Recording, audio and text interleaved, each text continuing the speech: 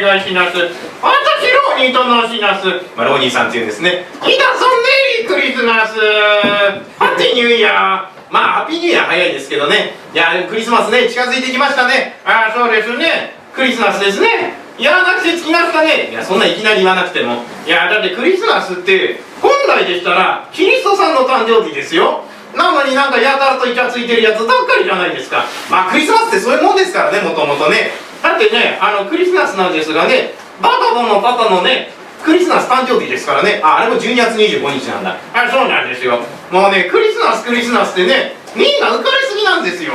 まったく愚民論が。いや、愚民ってね、ずいぶんひどいこと言うね。ちなみに4号先生、クリスマスってなんか予定とかあるんですか？僕はね、クリスマス、ほとんどアルバイトですね。本当ですか？寂しいですね。年に1回のクリスマスですよ。さっきと言ってること全然違うな。いやー、寂しいですね。いや、来年ね、4号線さんがですね、寂しいクリスマスを過ごさないためにですね、ちょっと女の子のね、口説き方での練習しなすか。なんでいきなりそうなるの？ちょっと私をね、口説いてみてくださいよ。いや、このおっさんいきなり口説きって言われても無理に決まってるでしょ。じゃあ私のことをですね、綾瀬はるかだと思って口説いてくださいよ。いや、絶対無理でしょ。じゃあ温水洋一でいいですよ。いや、温水さんそんな変わらないし、結局おっさんじゃないの。そんなこと言うんだったらね、あなたね、ちょっとね、手本見せてくださいよ。しょうがねえな、三流芸人。いや、口が悪いな。じゃあ行きますよ。みゆき、俺は君のことを愛している。ジュゲーム。ちょっとさ、なんで微妙にアナゴさんっぽくなってんの？私なんですがね、テンション上がっちゃいますとね、アナゴさんっぽくなっちゃうんですよ。アナゴさんっぽくなるんだ。しかもさ、みゆきってさ、うちのおばあちゃんの名前なんだよね。そうなんですか。じゃあ今日はですね、4号線さんのね、おばあちゃんの名前だけでもね、覚えて帰ってくださいね。いや、覚えなくていいですからね。いや、ちなみに他になんかあるの？そういう口説き文句っていうの。ありますよ。ちなみにね、他にだったらですね、プロポーズの言葉なんてね、ありますからね。プロポーズの言葉あるの？そうですよ。じゃあちょっと軽くやってみてよ。わかりましたよ。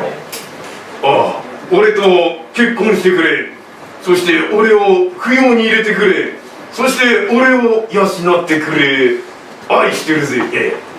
かっこ悪すぎだろ。何その扶養に入るって。いや、扶養に入りなすとね、国民健康保険払わなくていいですからね。確かに国庫払わなくていいけどね。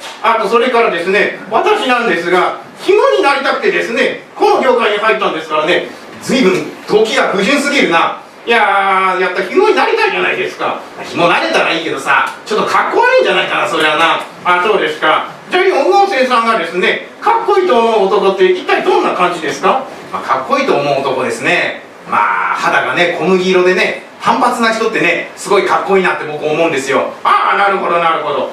それ全部私ね、当てはまってますよ。そうなの？ちょっとね、肌ね、小麦色っぽいけど、あんた単発なの？そうですよ。帽子取ってみてくださいよ。ね、単発でしょ？いや、ハゲでしょ。いい加減にしなさい。どうもありがとうございました。